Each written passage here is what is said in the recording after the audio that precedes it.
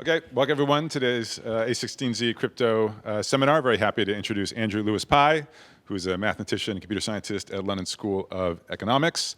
Lately, Andy's been working a lot on consensus protocols, including giving the first formal analyses for some protocols that are deployed in practice. And today he'll be talking specifically about the Avalanche protocol. So, Andy. Thanks, Tim. So I'm going to talk about this recent project with Ava Labs. And I thought I'd start off by describing the sort of overall aims of the research. Yeah, and then once we describe the overall aims, then I'll take a step back and fill in the background in a bit more detail. Yeah, so I guess everyone's presumably familiar with Avalanche. It's one of the major blockchains. Has an interesting consensus protocol. In the original Avalanche white paper, they actually describe a DAG-based protocol. Okay, so again, I presume everyone's probably familiar with DAG protocols. So DAG stands for Directed Acyclic Graph. And the idea with DAG protocols is each block no longer has to have a unique parent. Each block can have multiple parents. So that gives you a directed acyclic graph of blocks rather than a sort of linear chain of blocks. Okay. So the original white paper describes a DAG-based protocol. Nowadays, the protocol actually uses a protocol called Snowman, which has a sort of similar flavor to it. It's a very similar sort of protocol, but it's no longer DAG-based. It's now monolithic, right? You now have a linear chain of blocks. Yeah, the protocol has, it's a very interesting protocol, has lots of nice properties. In particular, it has sort of low communication costs in the good case, in the case you're not under substantial Byzantine attack. The protocol revolves around a probabilistic sampling process. And so one sort of slight difficulty with it is that it's kind of quite hard to analyze. Okay, so the first aim of the research is to produce a rigorous proof of consistency for Snowman. So by consistency, I just mean that honest players don't finalize incompatible blocks. Another difficulty with Snowman, as for the original DAG-based protocol, is that it is subject to liveness attacks. So in particular, if the adversary has more than order root n nodes, then it's subject to liveness attacks. And so the second aim of the research is just to augment Snowman with a liveness module that allows you to deal with liveness attacks, that's all. Should I be thinking about a permissioned protocol for the moment? Yeah, I was going to talk about it as permissions. Yeah, obviously it's actually proof of stake, but I'll talk about everything as if they're permissions. Yeah. So this is all joint work with the team at Ava Labs. We've got Aaron Buchwald, Stephen Buttoff, Patrick O'Grady, and Kevin Seknicki.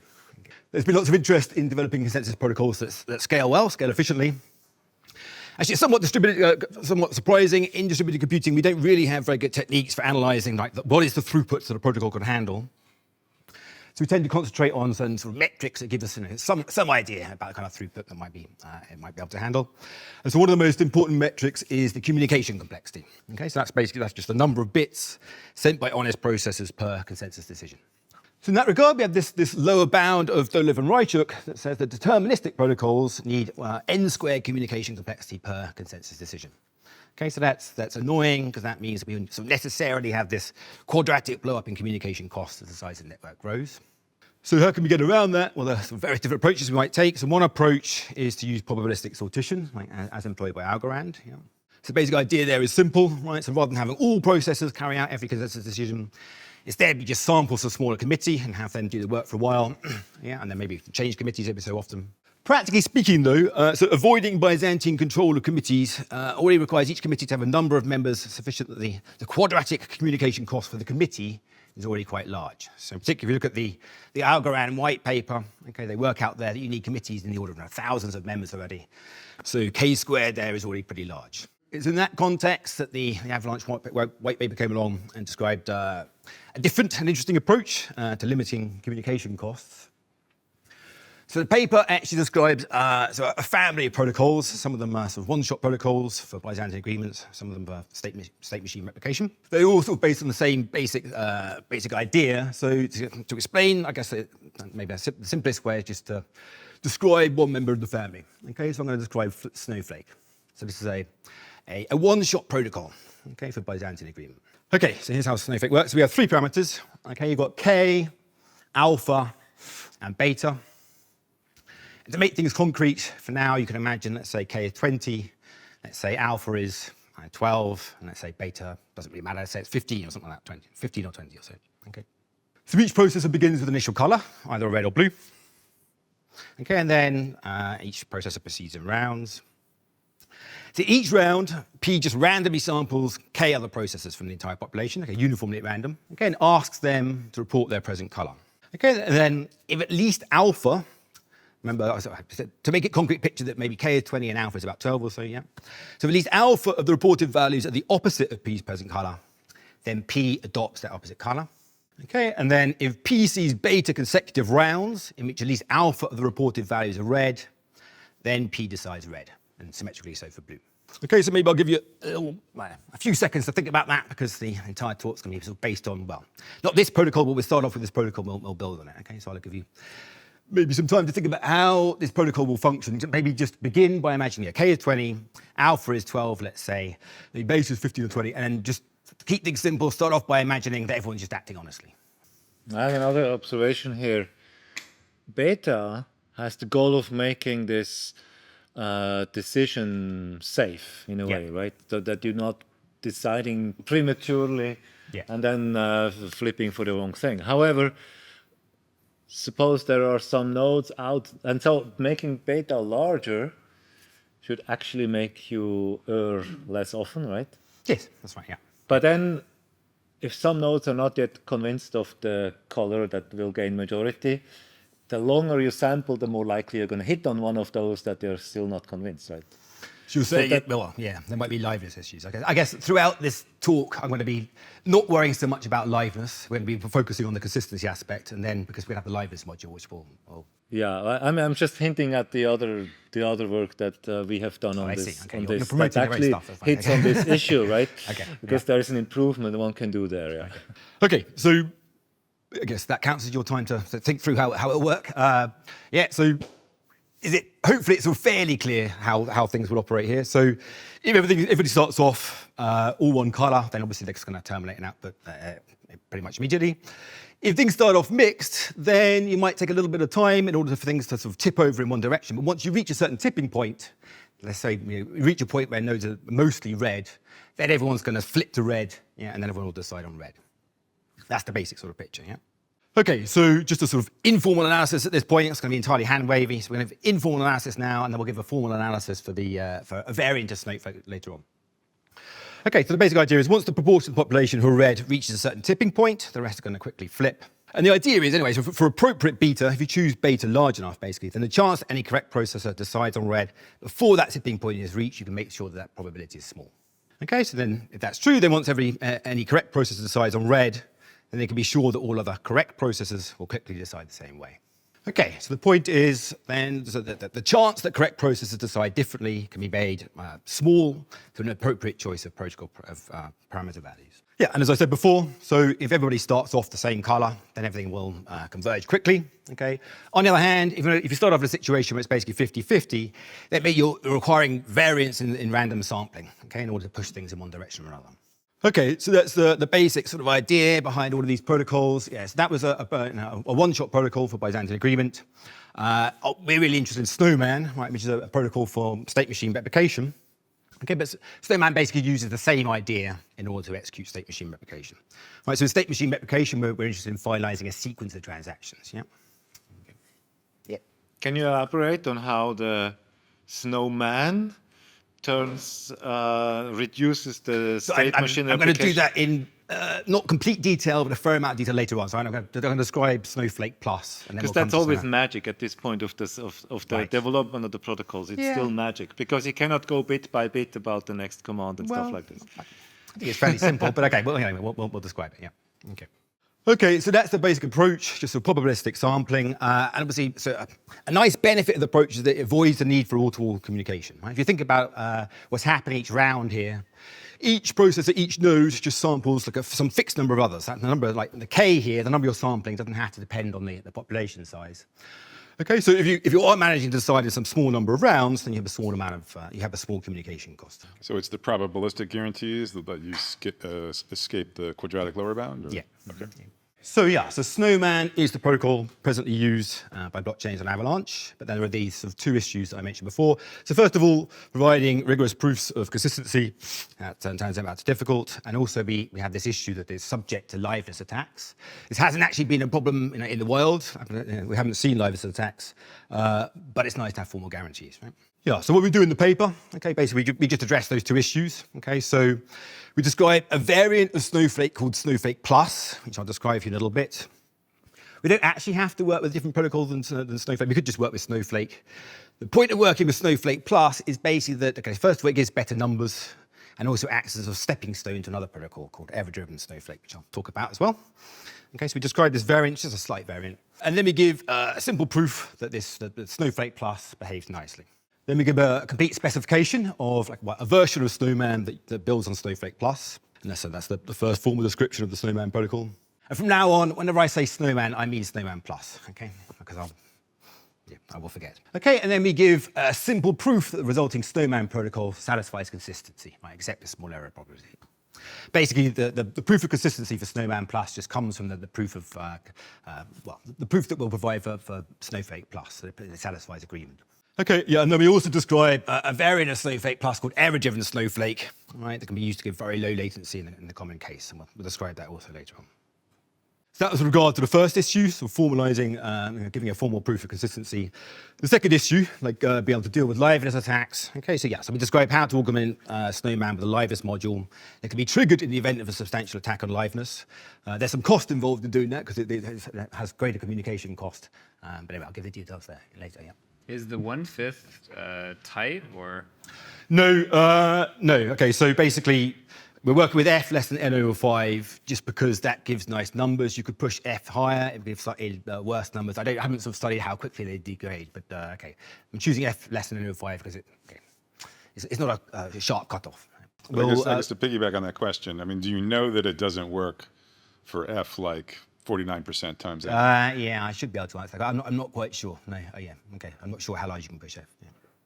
Okay, it won't work for 49%. Well, it's synchronous, so it should work up to 1/2, right? But it's just how quickly it Well, that's goes. why I asked the question. You would like it to work Yeah. for 49% times that. Yeah. But I don't want to respond because I haven't thought it through properly, but okay, yeah. Okay, so I'm going to describe this variant of Snowflake called Snowflake Plus. It's just basically, it's very similar because it has an extra parameter. We'll give a simple proof it behaves nicely, and then that will move us on nicely to talk about error-driven Snowflake, which has low latency in a sort of common case. And then I'll describe, roughly, not in complete detail, but hopefully enough detail for Christian, how Snowman Plus uses Snowflake Plus to solve SMR. And then to finish off with, we'll just describe roughly, anyway, how the liveness module can be implemented.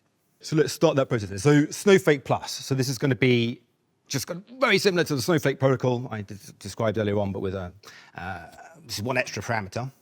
Okay, so this is a simple protocol for binary Byzantine agreement. We're working in a synchronous setting here. Standard sort of setup. So we've got n processors, going to call them P0 up to Pn-1.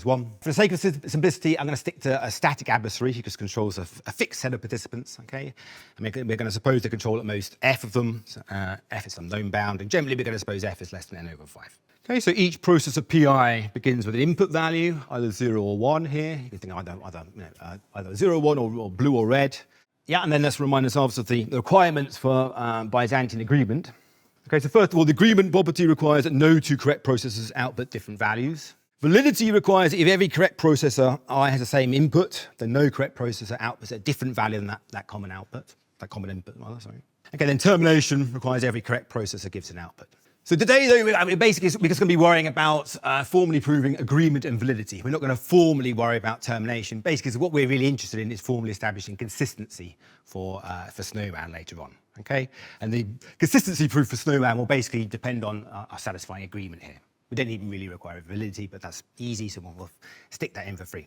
Okay, so we're going to be worrying mainly about agreement, but we'll also talk about validity because it's easy. We are going to make a simplifying assumption here, though. Okay, so we're going to describe a protocol in which instructions divide into rounds, and then what we're going to assume is that we're going to assume that correct processors proceed in lockstep through the rounds. Okay, so we're going to assume that all correct processors carry out round 1, and then all correct processors carry out round 2, and then all correct processors carry out round 3, and so on. Okay.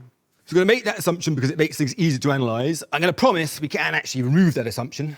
Okay, that makes things fiddlier. Okay, actually, we're writing 2 papers. The first paper is completed, and that works with the simplifying assumption. The second paper, I've sort of basically written down the proof, and that removes this assumption. Okay, but anyway, for today, we're just going to work with this simplifying assumption. Everyone proceeds in lockstep through the rounds. Okay. So that's not how things work actually in the Avalanche protocol. So the way that people actually proceed is, each node will sample a bunch of other guys. As soon as you get those responses back, as soon as you get enough responses back, then you get on to the next round. Okay, so everyone proceeds at their own pace, depending on their own local message delays. So Snowflake Plus is going to be similar to Snowflake, except we're now going to use two parameters, alpha 1 and alpha 2, rather than the single parameter alpha. So we now have K, and rather than just alpha, we have alpha 1 and alpha 2, and then we have beta. Okay, so alpha 1, as before, is going to be, well, alpha 1 as for alpha before, is going to be greater than K over 2, and alpha 2 we're going to assume is larger than alpha 1. Each processor PI also maintains a variable val, which you can think of being its present value, its present color, if you like. Okay, so that's initially set to being its input. Okay, so as before, so the parameter K just specifies the sample size. This is how many you're sampling in each round. The parameter alpha 1 now is used to determine when a processor will change color, okay, when they'll change their present value. And now the parameters alpha 2 and beta are used to determine the conditions when people terminate. Okay, I guess this will all become clear when we see the protocol. So here are the protocol instructions then. Okay, so again, the instructions are divided into rounds. Round S occurs at time 2S delta. So in round S, how does PI proceed? So first of all, PI just samples K other processors uniformly at random. Okay, so we're sampling with replacement here. And then requests each of those processors to report their present value, right, their present color, if you like. And you wait time delta for messages to arrive, and you report your present value to any processor that's requested it in this round. Okay, so far it's basically the same. Then you wait another time delta for messages to arrive, and you consider the values you received in this round. So first of all now, so if at least alpha 1 of the reported values are 1 minus your present value, 1 minus the opposite of your present color, then you change your color. Yeah, you set your value to be val equals 1 minus val I. Okay, so this is the same as before. Previously we just used alpha, now we're using alpha 1 here. Okay, and then so that's the first condition. Second condition, if PI has seen beta consecutive rounds in which at least alpha 2 of the reported values are equal to its present color, then you output that value, your present color, and you terminate. So what you're changing relative to Snowflake is the termination condition? Yeah, well, we're using two different parameters now. So we're using alpha 1 to decide when you change color. Okay, so that's not, well, it's not really a change yet, I guess, but we've got a different name for it. It's alpha 1 now than alpha. And then, yeah, the termination condition depends on alpha 2, which we can set to be some larger value.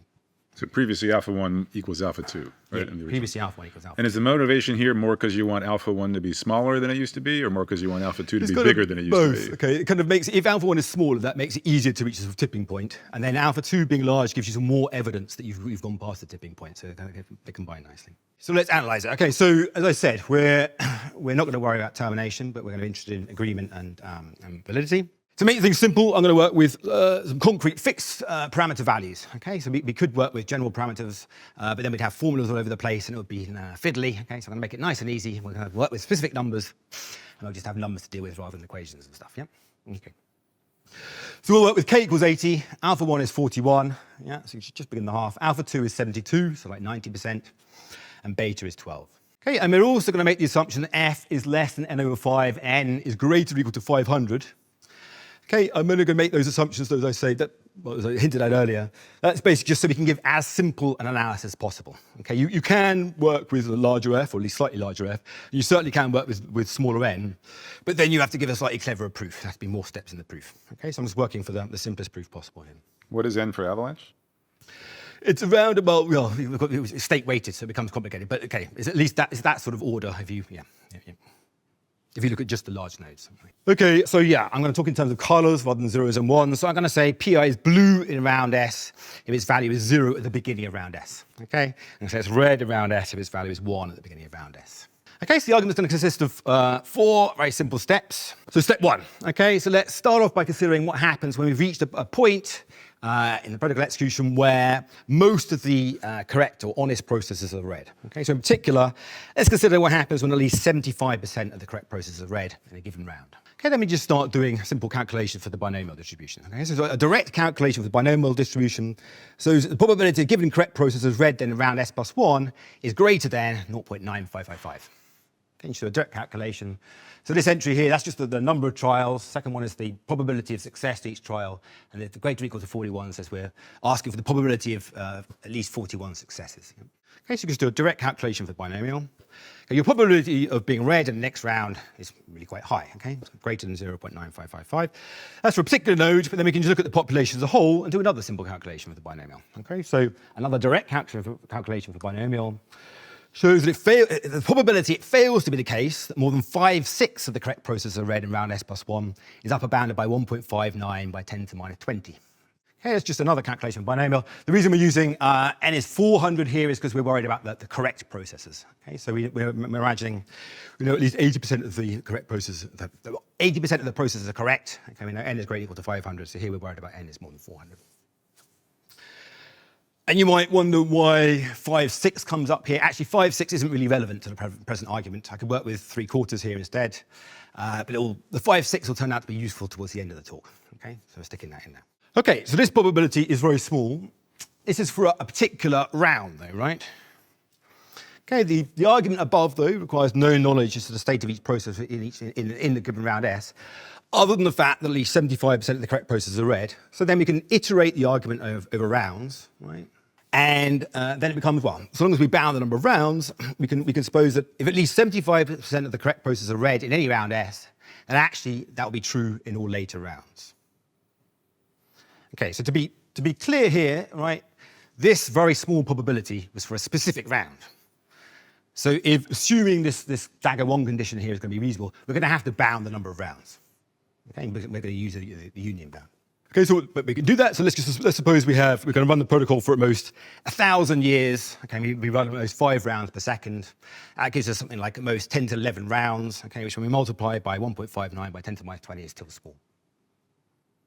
Okay, so we'll come back and talk about the accounting later on. Okay, so now the basic idea is it's reasonable to assume that this condition dagger 1 holds, right? So roughly what that's saying is once mostly read, always read. Yeah. Once you reach the point where 75% of the correct nodes are read, it's reasonable to assume that will always be the case. Okay, so that's the first step in the argument. And let's move into the second step. This is even simpler. Okay, so let's again think about the situation where at least 75% of the correct processes are read in a given round. Yeah, then we can do another direct calculation for the binomial. And we can see that the probability a given correct processor PI samples at least 72 blue in round S, that's upper bounded by 1.18 by 10 to the minus 20. Okay, that's extremely unlikely. Okay, that's even with that's all the time. This is like irrespective of Byzantine action, right? That's even if the Byzantine adversary is like helping the whole time by giving blue responses. Okay, so that's extremely unlikely. Again, this is just for a given round and a given processor, right? But if we bound the number of rounds and the number of processors, then it becomes reasonable to condition on this event, dagger 2. Okay, so if at least 75% of the correct processors are read in any round S, then no correct processor samples at least 72 blue in round S. And in particular, that means they can't output blue. Yeah, in order to output blue, you need to see at least the alpha 2 many blue in that round. Okay, so if you've got a round in which 75% of the correct processors are read, or at least 75% are read, then nobody can output blue in that round, except with very small probability. Okay, so far we've got once mostly read, always mostly read. Now we have in a mostly read round, nobody outputs blue. Okay, so that's step 2. Let's move on to step 3. Okay, so for step 3, the aim is to show that if a correct processor outputs red, then we've almost certainly passed the point where correct nodes are mostly read. Okay, so let's see that. So now let's suppose that at most 75% of correct processors are read. Okay, so previously we were assuming the opposite, so at least 75% are read. Now let's suppose that most 75% of correct processors are read in a given round. Okay, then we just do a correct calculation of the binomial again.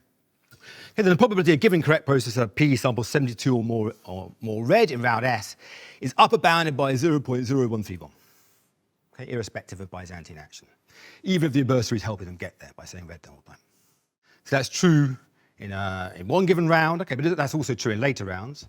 So if for some x greater or equal to 1, it then holds that at most 75% of correct processors are read in round S plus x as well, then, independent of previous events, the probability P samples 72 or more read in round S plus x is again upper bounded by 0.0131. So in that first calculation, I mean, don't you have to take into account that you might sample Byzantine nodes that tell you red just... No, so the adversary is helping you here, right? So the adversary is, yeah, so that's why you've got the plus to 0.2. That's even if the adversary is helping you. Then it's still upper bounded by this. So the adversary is staying quiet. Oh, that's the plus point 2. That's the plus okay, point got two. it. Yeah. Okay. Okay, so now if we consider 12 given consecutive rounds and a given correct processor P, the probability that at most 75% of correct processors are read in every single one of those rounds, and P samples at least 72 read in all those 12 rounds, that's upper bounded by 10 to the minus 22. Okay, so again, that's a very small probability. Okay, so now again, by counting number of processes, bounding number of processes, bounding number of rounds, that makes it reasonable to condition on the following event. So the correct processor outputs red in some round, S plus 11, let's say. And for at least one of the previous 12 rounds, at least 75% of correct processors are red in that round. Okay, so the takeaway there is, if a correct processor outputs red and some previous round is mostly red. For now, step 4, we're basically finished. We just have to put all these things we've learned together. Okay, so what have we learned? We've learned once mostly red, always mostly red. That was dagger 1. We've learned in a mostly red round, nobody outputs blue. That was dagger 2. And then dagger 3, so if the correct processor outputs red, then the previous round is mostly red. Okay, so hopefully it's sort of clear at this point how we can argue, but let's see that in a bit more detail. So, okay, so according to... Is there some irritating dependence, right? Because you also, once you go back, you also know that a correct processor output red at S plus 11. You have to be careful on what you're conditioning as you go through the argument. Yeah, but it almost seems like you need a slightly more general version of that first statement. Yeah, okay. I promise you it's fine if you go through. Yeah, you can't condition what's happening in future rounds when you're talking about what's happening in particular rounds. You have to be careful about how you're conditioning.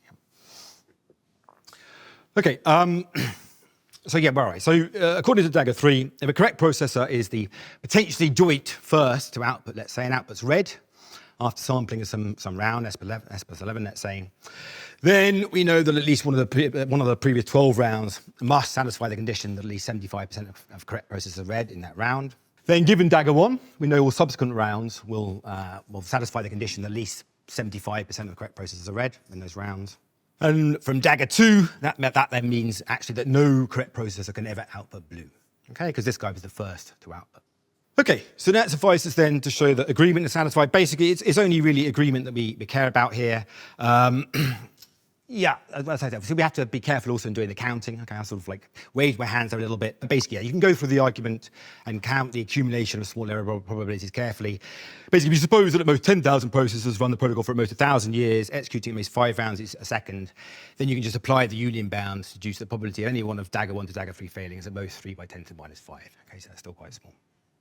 Okay, so that was agreement. For validity, an even simpler argument works now that we've done some of the work. Okay, so suppose that all nodes have the same input, red, say. Okay, by the same reasoning above, since round 0 now satisfies the condition that at least 75% of correct nodes are red, in fact 100% of correct nodes are red, we can then condition on the event dagger 4, which says that in every round, more than 5/6 of the correct nodes, correct processors are red. Okay, and then it just follows again from dagger 2. From dagger 2 and dagger 4, it follows that no correct processor outputs blue as required. Okay, so we get agreement and validity, and we don't worry about termination because ultimately we're just worried about consistency for Snowman, and then we're going to add the liveness module anyway to give us liveness in a different way. Okay. Basically, we're trying to avoid doing all the hard stuff is our main aim here. Okay, before we move on to Snowman, though, let's just extend that protocol a little bit. So that was Snowflake Plus. Now we're going to extend that to another protocol, which is called Error-Driven Snowflake, or Error-Driven Snowflake Plus. Let's move between the two names. So the basic idea here is as follows. So far, we consider fixed value alpha 2, right, for k equals 80. So we just said, let's fix alpha 2 at 72. Actually, though, it may be interesting to consider multiple values of alpha 2 at the same time, giving to lots of different conditions for termination. Okay, and the basic idea here is this might be interesting and useful in various different ways. So first of all, considering lower values of alpha 2 allows us to deal with a greater percentage of offline or like crash faults. Yeah? But so if you think, if alpha 2 is 72, and if 10% of the nodes crash, then that might be a sort of threat to liveness. Yeah? We don't necessarily want that. Okay, so considering lower values of alpha 2 as well might mean that we can deal with a larger number of crash faults. But also considering higher values of alpha 2 will give quick decision conditions and low latency in the good case. And maybe we see, previously in that analysis before, we needed 12 rounds when we saw 72 or more red before we terminated. But maybe we see 76 or more red, then we can terminate on a less round. Right? That's more evidence that we've passed the tipping point. Okay, so error-driven Snowflake Plus, and it's just the same as Snowflake Plus, except that one simultaneously considers multiple possible values of alpha 2. Okay, so each alpha 2 now goes to rise to a different beta that decides, gives the condition under which you can terminate. Okay, so the corresponding beta are in this table here. So in this table, you can basically ignore the second and third columns. Okay, they're just for people who are happy to accept larger error probabilities. Okay, but let's imagine we want to remain as strict as we were before. Okay, so we want to keep the error probabilities of roughly what they were in the previous analysis. Then you can focus on this column here, Okay, and what this is saying is, okay, so for example, if we see 3 rounds in which we get 80 responses, all red, then that's already suffices to terminate. At the same time, alternatively, we can consider all these different alpha 2 at the same time. If we see 6 rounds in which we see 76 or more red, that also suffices to terminate. Yeah. So can you elaborate on how you got these numbers? Or this, Yeah, you just go through the evaluating? previous argument, right, and you just work out what's the beta in each case. So evaluating just numerically a complicated Yeah, expression. yeah. There's nothing clever about it. You're just like, yeah, yeah, very simple. Okay, so if you use multiple conditions for termination, then that will increase the error probability because there are more things that can go wrong now, but not by that much. Okay, it's still going to be low probability of error overall. And it's worth pointing out here that if you look at actual blockchain data, it supports the idea that actually, the vast percentage of nodes are acting honestly the vast percentage of the time. So actually, these entries near the top of the table here, can you see my mouse? Yeah, you're going to see those quite a lot of the time. Right? So actually, moving over to this protocol does allow you to significantly reduce the latency. Okay, so far that's all been one-shot protocols. So now let's start talking about SMR. This was only agreement and validity, right? Yeah, I said we're not worrying about termination because we're only worried about formally establishing consistency for Snowman later, and then we're going to rely on the liveness module to say, yeah. Well, I mean, you are going to talk about liveness later, right? I am going to talk about liveness, but okay, not liveness for Snowman. I'm going to talk about liveness for Frosty once you add in the module. Okay. I'm going to, as I say, I'm going to cheat and avoid all the stuff that's hard to talk about. So that's the basic plan. Okay, so with SMR, state machine replication, we're looking to finalize sequences of transactions now. So we have to be able to talk about transactions and stuff. So we're going to consider a standard setup, okay? We'll imagine processes sent transactions by an environment, or you could have them sent by clients or whatever you want to do. Yeah. Okay. Just to go back to that point one more time. So you made this change from Snowflake to Snowflake Plus. Yeah. Was that because this made the analysis simpler or made it possible to It's multiple begin things. So with, basically, or- it gives you better numbers. It also performs much better if you do liveness, if you in simulations and you test, it actually is much better at liveness as well. And it was like a stepping stone to the error-driven Snowflake, which, as I said, that gives you sort of low latency in the good case. So it allows you to reduce the latency significantly as well. So I guess there are multiple reasons for going to Snowflake Plus. Yeah. By the way, so in that table, alpha 1 was the same the whole time. It was Yes, we just fixed alpha 1 at 41. And alpha at 2 that was table, varying. Okay. Yeah. But which one am I going to take, right? The Say again? alpha. I mean, in the error-driven returning. to You, the you, error you, data. you work with all simultaneously, right? So you just look at what the results as they come in, right? It's an OR. So if you happen to see like 3 rounds of 80, Oh, then the you're, alpha great, well, then we can 2, terminate. is If you a- happen to see 6 rounds of 76, then you're, great, I can terminate. You If just look to any see of round. them is satisfied. Yeah, Yeah. yeah. Right. Yeah. 65. At the bottom. Yeah. Yeah, okay. It begins to slow down. Yeah. Okay, so we're making the move to SMR. We're considering a standard setup. We have blocks of transactions, etc., all the standard format. Okay, so we're going to assume there's a unique genesis block. We're going to work with monolithic blockchain now, so each block has a unique parent. Okay, and you have to have the genesis block as an ancestor. Okay, so all the standard sort of setup. To make the analysis as general as possible, actually, we're going to decouple the process of block production from the core consensus engine. Okay, so we're going to suppose there's some process for block production in the background that's producing blocks, and the valid blocks are being gossiped throughout the network. Okay, if you don't like that, if you want to make things concrete, you can just imagine that we're taking it in turns as leaders to produce blocks. Okay, but whatever method you want, it's fine. Okay, so to implement SMR now, our basic approach is to run multiple instances of Snowflake Plus. So let's consider first the task of reaching consensus on a block of height 1. Okay, so let's suppose the genesis block of height 0, if we want to reach consensus on a block of height 1. Let's suppose multiple blocks of height 1 are proposed, and we have to decide between them. So to turn that decision problem, when we've got multiple different options, into multiple binary decision problems, we just consider the hash value, h of b, of each proposed block b of height 1. Shy question. What does it mean, are proposed? Can anyone propose? Well, I said we're black boxing it here. So we're here when I'm not going to talk about that stuff. If you're worried about it, imagine that the leaders are taking turns. Okay, imagine you're just And the taking leader turns. happens to be the one that speaks in slot 1 because we are synchronous. And there's another well, leader for slot 2 because we are still synchronous. I don't care about the process of block production, but okay. So yeah, let's imagine you have in each slot, Slot. yeah, whatever. Because every so often, it doesn't have to be every slot, whatever. I mean, just like every so often you're taking turns and somebody's producing blocks. Yeah, but then we have some amount of time to agree with the Snowman on whether this is a correct proposal or not. And then the next slot should It won't happen. matter. It won't matter because it doesn't matter the rate at which blocks are produced here, right? I mean, if you want to produce one block per round, that's fine. No, but what if 300 blocks are produced in the same round? That's fine. That's fine. Absolutely fine. Yeah. Doesn't matter. Which one is going to be chosen? Well, that's what the consensus has to decide, right? Yeah. Yeah. Yeah. So, okay, if you want to make it concrete, you can just imagine that one block is produced per round, and maybe by a Byzantine leader who'll produce 300 blocks or whatever, right? Yeah. Okay.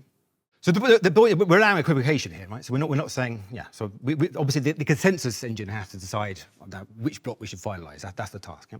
So potentially lots of blocks of height 1 are proposed. Okay. So in order to turn that into a multiple binary decision problems, we're going to consider the hash value of each proposed block of height 1.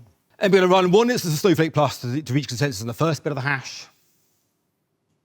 And we'll run a second instance to reach consensus on the second bit of the hash, and so on. Yeah. Basically nothing to it. And then working above any block of any height h, the same process is then used to finalize a block of height h plus 1. So it's very simple. You might initially think that's quite inefficient. I don't want to run the consensus for each bit.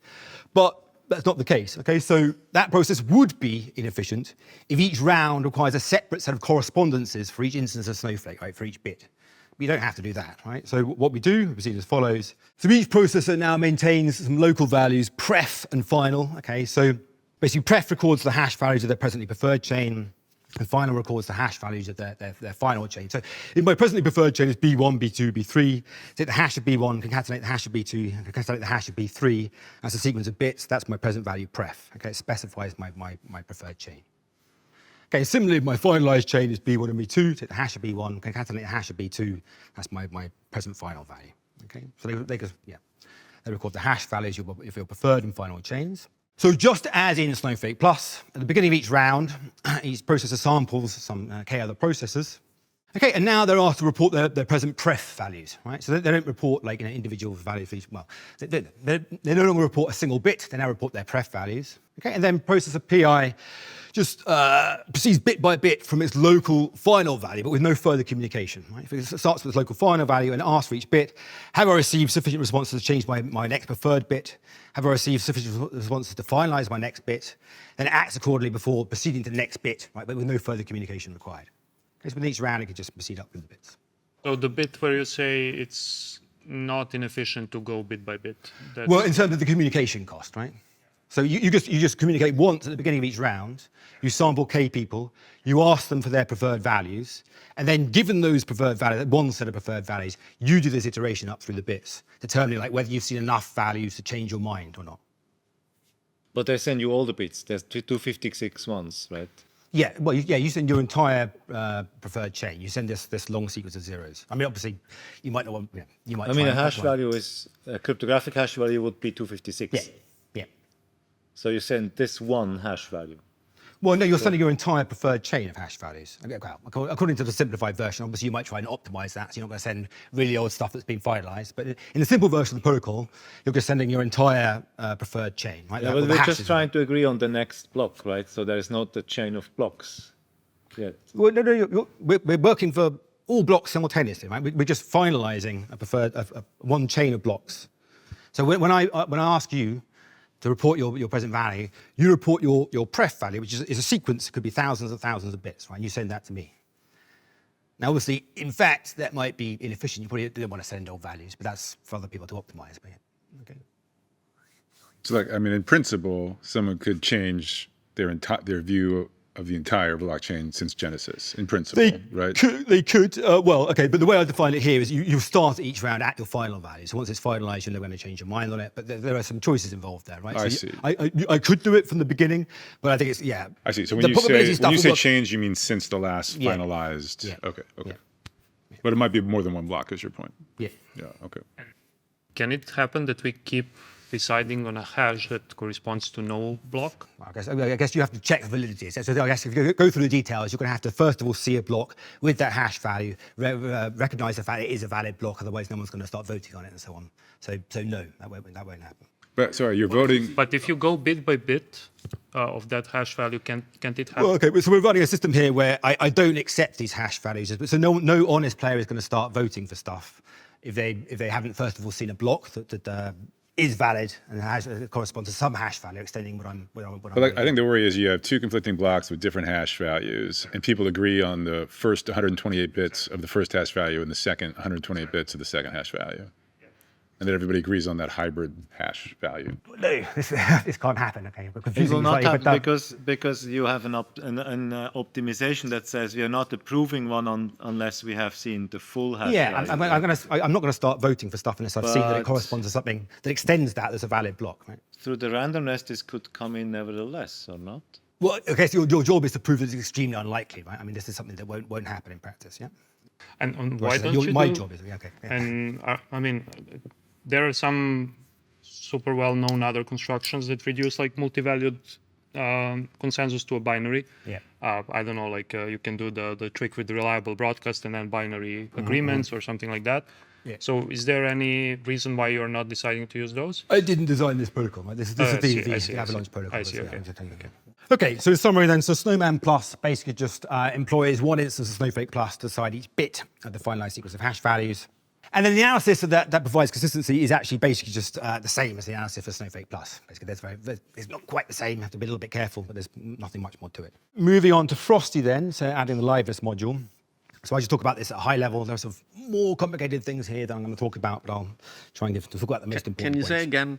Can you say again, if I have two blocks, why is it not possible that the output bit sequence I decide on is some like weird mixing of the two hash sequences? Okay, maybe I should have put the pseudocode up here. Huh? But basically, it's not true because you're not going to vote for things unless it's actually the beginning of a valid sequence of blocks that you've seen that's in your database as a valid sequence of blocks. No one would start voting and changing their colors and accepting those things in the first place. Okay.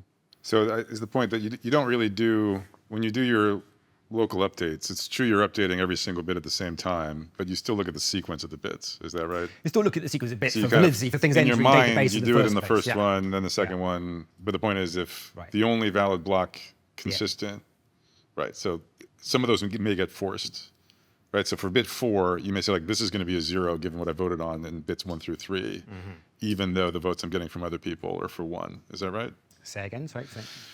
Well, it seems to me that there's still kind of an order in which you do the voting, like not as far as the protocol, not as far as the messages you send, but as far as your internal, you get everybody's full messages, and then internally you do the voting bit by bit, starting from the first one. Yes. And the outcomes of those first few votes may at times force a value for the next bit without it being a vote. Yeah, I guess the... Is that right? And you Maybe can enforce sort of validity like that way? in like logically, but in terms of the actual probabilities, basically this can't happen because honest players are only they're entering like a valid block into their Okay, but those are database. two separate statements. That decides their initial colors. You right? couldn't So- imagine. You could imagine a protocol where it's literally impossible Yeah. for this hybridization to happen, okay. So or I you think can here- imagine one where it's just with low probability. Right. So which is it for you? So in this case, I guess, is it possible that you form some hybrid? Yeah, I guess if you're sampling enough, Byzantine nodes, essentially with probability 0, I guess depending on precisely how you define the pseudocode, maybe it would be possible, but then I guess you could just alter the pseudocode so that it's not possible. So I mean, I don't think there's a sort of deep problem there. I mean, but, okay, in practice here, that won't be an issue. If it is possible that you could end up with a sequence which is not a valid block, then you could just change the pseudocode so you ignore that sequence. I mean, yeah, okay. Yeah, so moving on to Frosty, want to add in the liveness module. So what's the basic idea here? So the basic idea is we're going to run the Snowman protocol during standard operation and then temporarily fall back to a sort of standard quorum-based protocol in the event of a liveness attack, okay? So to do that, just a language we'll talk in terms of, so we'll have instructions divided into epochs. Okay, well imagine the first epoch, epoch 0, processes implement Snowman. In the event of a liveness attack, and only in the event of a liveness attack, processes then enter epoch 1 and implement the quorum-based protocol to finalize the next block. Okay, there are some choices there. You could have them stay in it until everybody's happy to move out of it, or you could have them finalize one block or whatever and move back. For now, we'll do it this way. It's easy to move between those options. Okay, and then so once that's achieved, then enter epoch 2 and revert to Snowman and so on. Okay, so the idea is you only enter each odd epoch and start implementing the quorum-based protocol if a liveness attack during the previous epoch forces them to do so. I guess there are sort of a number of different things you have to think about here, but the principal difficulty is ensuring consistency when moving from even epochs to odd epochs. Okay, basically, so we know we're going to have consistency within epochs. Okay, so obviously we have to worry about consistency between epochs, and I guess the hardest case is when moving from an even epoch where you're running Snowman to the odd epoch. So we'll focus on that. Okay, first of all, just to make things concrete. Okay, so how do we determine when we enter the odd epoch and start running the quorum-based protocol? Well, there's nothing clever here. Basically, we just implement a sort of standard view change protocol. Okay, so it's a sort of standard all-to-all view change protocol. So there are some more sophisticated things you can do here, but it's going to do a simple version. So while in an even epoch E, and for a parameter gamma sort of chosen to taste, PI will send a signed message. So the particular form I've written here is stucky final, but anyways, it's some message saying that they want to enter the next epoch, okay, to all others, when it sees gamma consecutive rounds during which its local value final remains unchanged. Okay, so you've seen enough rounds, enough consecutive rounds without changing your final value. Okay, then you're going to vote basically to enter the next epoch. Okay, so that message indicates that PI wants to enter epoch E+1. And then for any fixed sigma, a set of messages of size at least n over 5, each signed by a different processor of this form, so you want to enter the next epoch, we'll call that an epoch certificate for epoch E+1. And how do we proceed? Okay, just as I say, just as a standard way you do with a heavy all-to-all view change protocol. So when PI sees an epoch certificate for epoch E+1, basically that tells it it's okay now to enter the next epoch. What it does, it sends that epoch certificate to all others and enters epoch E+1. Okay, so we proceed that way. That ensures that when any correct processor enters epoch E+1, all others will do so within time delta. Okay, so far we're not doing anything clever or interesting here. This is just a sort of a standard view change process. So we're worried about the consistency between epochs, though, right? So we want to ensure the value finalized by the quorum-based protocol during an odd epoch, E+1, should extend all final values for correct processes that they've finalized during epoch E, let's say. Yeah? So the rough idea here is that we're going to have processors send out their local pref values, that records their preferred chain, upon entering epoch E+1, then use those values to extract a chain that it's safe for the quorum-based protocol to build on. Okay, so to be more precise then, so on entering epoch E+1, we have P send out a message in some particular form that basically says, okay, I'm starting epoch E+1, and this is my present pref value. Okay, so they're just telling everybody else their pref values. Okay, so I'm calling that message a starting vote for epoch E+1. Okay, that's some fairly obvious sort of terminology. For any sigma, I'm going to say that starting vote that specifies the string pref extends sigma, right, if pref extends sigma. Okay, so starting vote just specifies some pref value. And we'll say the starting vote extends sigma if the pref value extends sigma. By a starting certificate for epoch E+1, we just mean a set of 2n over 3, or at least 2n over 3 starting votes for epoch E+1. Okay, so starting votes just say your pref value, at least 2n over 3 of those, that's called a starting certificate. Okay, and here's the first, maybe slightly new element to the definition. If S is a starting certificate for epoch E+1, okay, this set of at least 2n over 3 starting votes, then we'll set pref star of S to be the longest string sigma extended by more than half the messages in S. So pref star of S is just the longest string sigma extended by more than half the messages in S. Okay, and the basic idea is that pref star of S must extend all final values for correct processors. And therefore, consistency will be maintained if we have the quorum-based protocol finalize a value extending that string. So you're saying if it's final for somebody, it'll be in the pref for half the other guys, basically. Yeah, basically, yeah. If it's final for somebody, then you take any starting certificate and you form the pref star S of that starting certificate. It should extend that finalized value if it's finalized for an honest participant. Okay, yeah. So the basic idea is that pref star of S, if S is a starting certificate, must extend all final values for correct processors. So why is that true? I sort of sketched that, and I'm going to lie slightly, but make it seem like it's true. So let's recall now the analysis of Snowflake Plus. If you remember, there was this 5.6 that was there before that didn't really need to be there, but now it's going to be useful.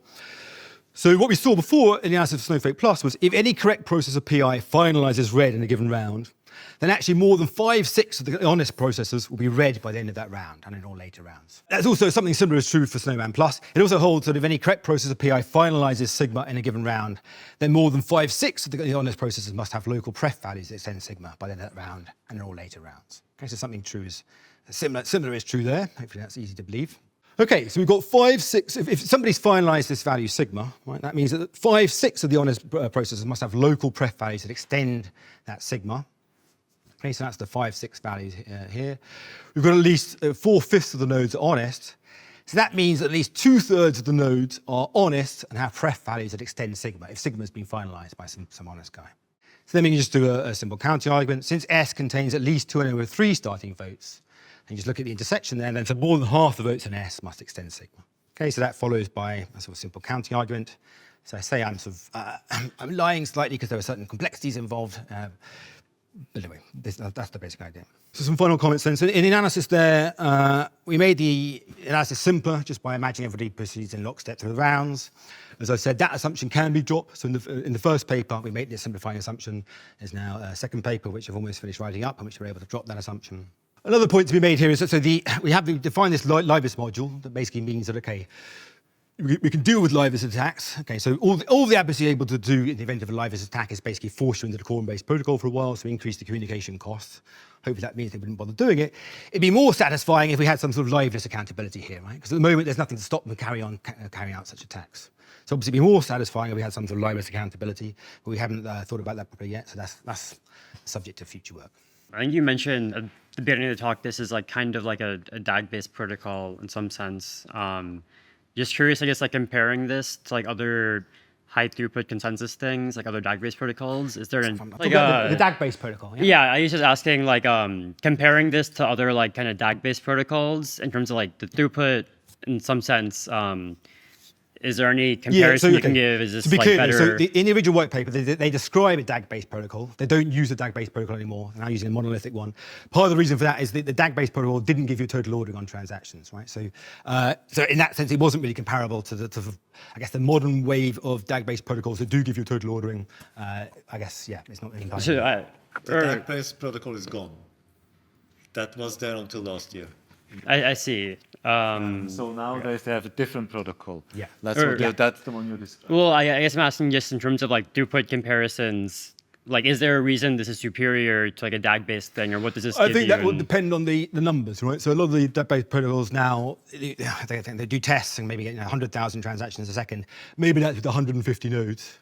Those protocols probably wouldn't behave very well with 10,000 nodes, whereas maybe this would scale better in that sort of scenario. So I haven't seen the actual numbers for 10,000 nodes, etc. But It will also depend on, is this better than the DAG-based protocols, which ones you mean?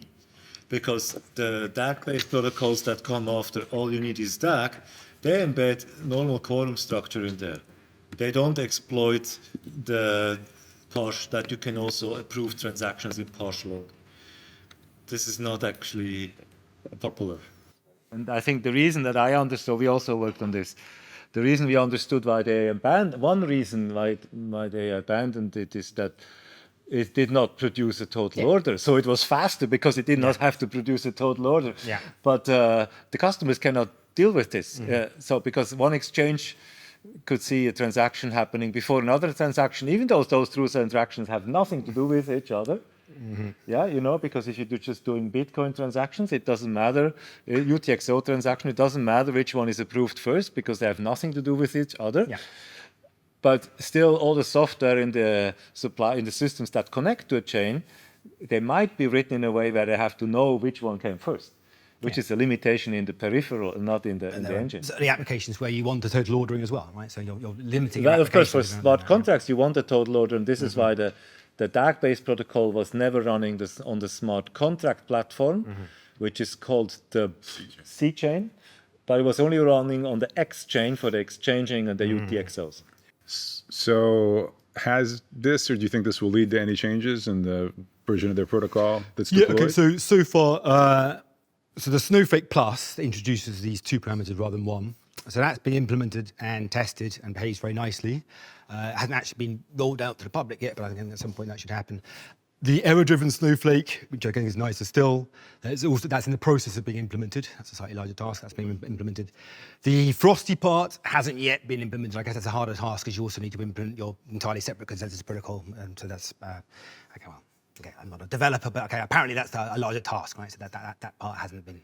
The question you kept dodging, like if you don't have the liveness gadget, right, how bad is what's there?